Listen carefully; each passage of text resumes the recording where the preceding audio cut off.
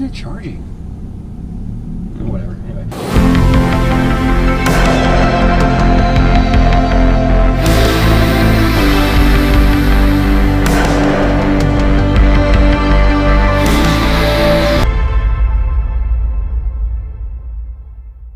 Hey everybody, and welcome to a mobile edition of the Brake Dust Diaries. I'm not a professional YouTuber, so I need to find time to make content when I'm, just out driving around. Today I wanted to talk about a car that was objectively terrible, but probably one of my favorite vehicles that I've owned in my life because of what it represented and the things that it carried me through and all the things I went through that led up to owning it. So like most people my age in 2021, I graduated college during the recession in 2008. So when I got out of school, I had an accounting degree. I was lucky in that respect that I got a degree that was fairly in demand at that time still, and there were very few jobs. I was still able to get a job. So I got a job in South Florida where I live currently. And at the time, I was driving a 2009 Honda Fit that I just barely was able to buy when my credit was still good, when I was in college. I was kind of able to bump along and kind of make the payment for close to a year, So when I moved to South Florida, that was what I had. So long story short, I started this job and I got laid off within 6 months because the company again, another very long story, but the CEO was embezzling money and all this crazy stuff, so it ended up that I lost my first job after 6 months. I had no money, so away that car went. The next time I had enough money to get a car was probably a year later. I made it work. I was living with my dad at the time, and he was awesome and let me use his car to get to work and all that stuff, so that was great. He had a 2003 Lexus SC430 that he just bought new pretty much and had hung on to through everything, so he let me use that when it had something like 250,000 miles on it at the time, but he let me use that to get back and forth to work, and he was really cool about letting me use it. So that was sort of how I got along during those times. I tried not to abuse the privilege.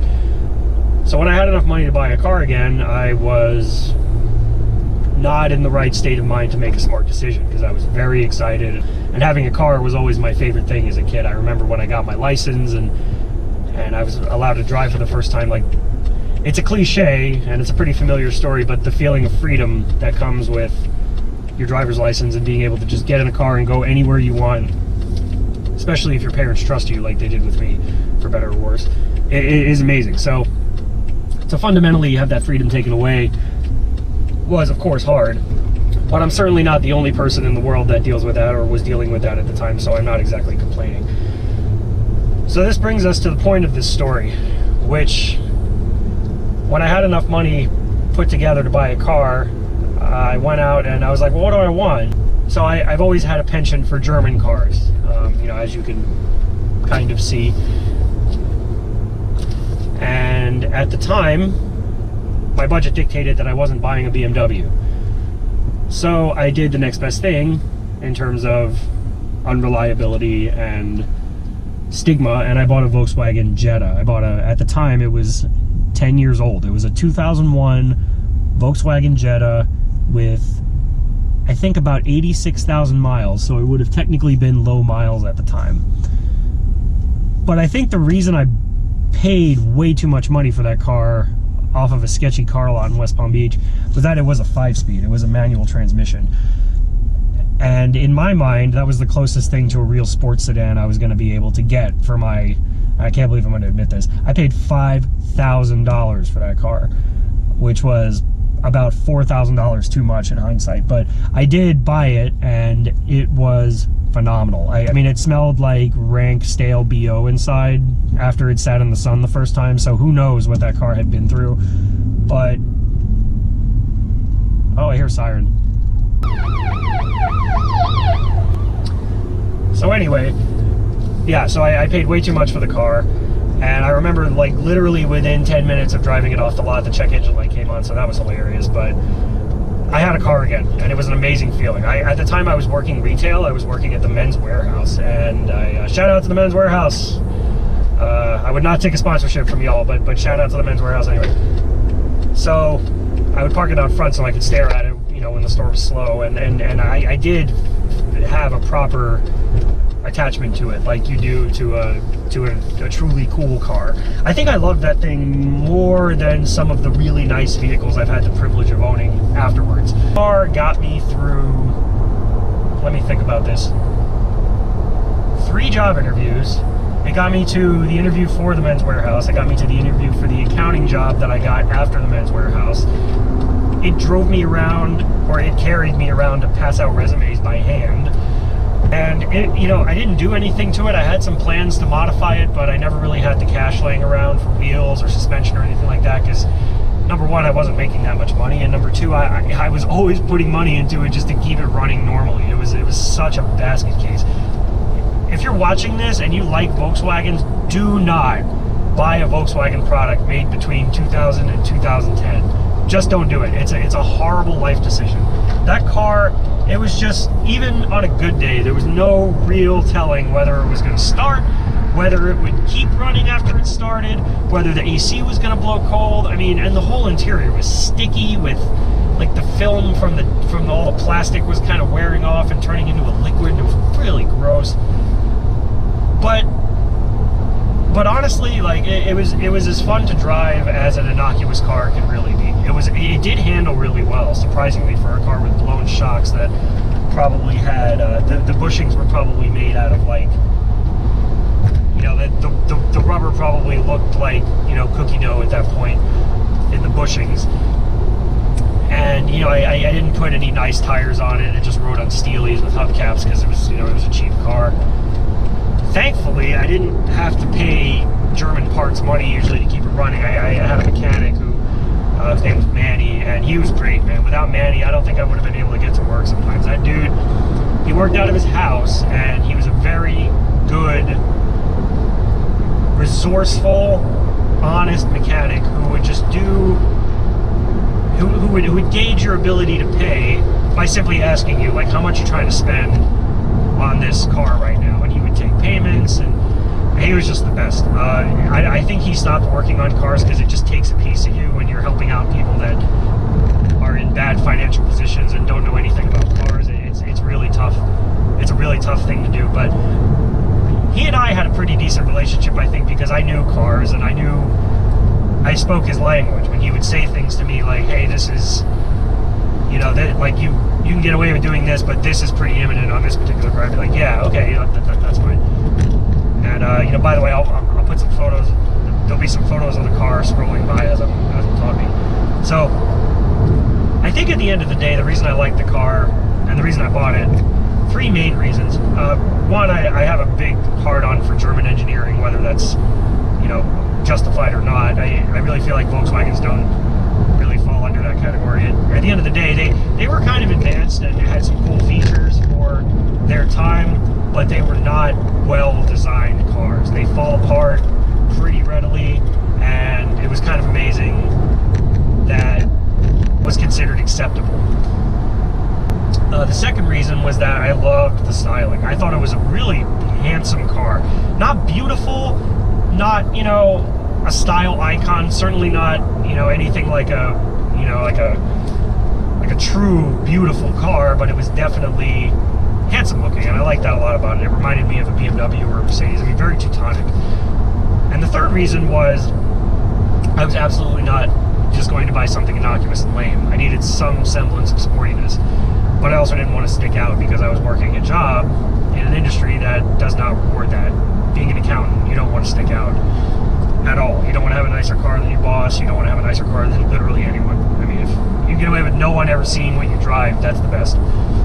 Which I honestly never understood, but, you know, because lawyers and doctors all are expected to drive nice vehicles, but accountants are professionals and are expected to all drive RAV4. So, I had this car for about 2 years, and the last straw was the air conditioning broke, and I took it to Manny to have it recharged, and he recharged it, and the charge immediately just blew all out of the system, and he couldn't find the leak in the engine bay and the compressor or any of the AC lines. So his diagnosis was that it was the evaporator, which is a catastrophically expensive repair. It was going to be, you know, even with his cheap labor rate, it was going to be over $1,000 to replace the evaporator, because you have to remove the entire dash, and, you know, to get to it, because to get to the evaporator, you have to remove the entire interior. And I think me nowadays, I would have been like, you know what, I'm just going to tackle this myself. How hard can you know, it takes a lot of time, it's a lot of screws, but it's not a hard concept. You just open it up, there it is, replace the part, put it back. But at the time I was 25 and I was not as mature or patient as I am right now, so I basically just was like, well, and it's not getting fixed. So I just drove the car without air conditioning in the Miami summer for almost a year. I had a job interview for a great opportunity. I'd gotten fired from an accounting job, and I was sitting around doing nothing and enjoying some time off because I had all the money saved up. And my recruiter called me up and she was like, hey, this firm wants to interview you tomorrow. So I was like, cool. But it was 95 degrees outside and my car didn't have AC. So I would just I would wear shorts and a t-shirt to drive there. And then I changed in the bathroom where no one could see me, you know, in the lobby. And then I took the elevator upstairs to the firm I was talking to, all fresh and clean. And then when I drove home, it was a good thing that I changed, because I drove home, and when I got home, I was soaking wet because I didn't change back into my car. I was just like, that was how bad it was. It was impossible. You know, dating was pretty bad because like I'd show up to a date just drenched in sweat. And then just as I was getting fed up with it, the winter would come and the weather would get nice and it would become bearable again. So laziness is ultimately not rewarded in situations like that, right? So anyway, because it was so expensive to repair, I never undertook it, and I figured it was something that I wasn't going to be able to do either. But I still loved this car. I had an attachment to it. I didn't want to get rid of it. It was my car. You know, the idea remains. So the end of the story, which I think is probably the funniest part, was I bought another fucking Jetta after having this piece of absolute dog shit for two years and dumping so much money in it. My mechanic offered to give me a couple $1,000s for my car, the same guy who had been fixing it all this time. And in exchange, he would give me a 2006 Jetta for like $4,000. Little did I know that was literally the worst year of that car ever made. That car had problems with the AC also, that it was only blowing cold when you were moving, and I didn't find that out until the summer. So the point of this long-winded story is that while I just made a video talking about how horrible my experience was owning a actually very high-end car, the Corvette, and how much I hated it, I think it's also interesting to note that probably one of my favorite cars that I've ever owned was this car. It was a piece of crap, but it was very special because of what it meant to me, because of what it represented. It represented a level of freedom that I had come to appreciate a lot more, and significantly, it was the first vehicle in my entire life completely 100% owned free and clear. I did not have a car payment at all. My name was on the title, and at the time I hadn't really thought about it. I was just like, I need to get a car ASAP because I need a car to live life. And I remember when I got the title and it had my name on it with no lien holder, I was like, oh wow, I actually own this. If I need money, I could just sell this and take the money and I don't have to talk to anybody afterwards. It was a pretty cool feeling, and in hindsight, a little bit of a milestone. So this car was very important, and probably one that I remember the fondest. You know, even though it was objectively one of the worst cars I've ever owned, I have a lot of love for it because it carried me through a lot of important things, a lot of tough relationship things. I was in a long distance relationship at the time. It carried me through 3 jobs.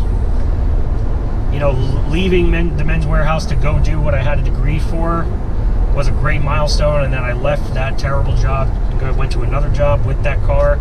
And then when I left that job, I still had the car, and I remember thinking, all right, well, and that was around the time that I got the new Jetta. I'm not here to review cars. All you can really do is talk about the role that they play in your life and what they mean to you. And almost everything that happened in my life, I remember part of the memory is that shitbox VW Jetta. So many things I did in my life during that time happened in that car. So it will always be important. And man, it broke the front tires loose in the rain like nobody's bitch. That thing was so much fun to drive when it got wet outside.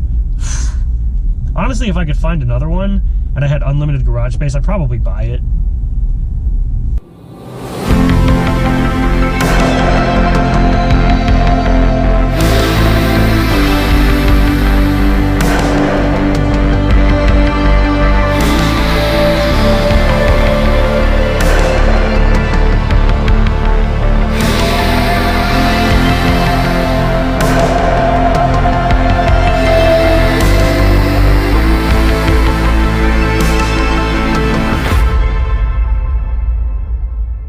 Why is not charging?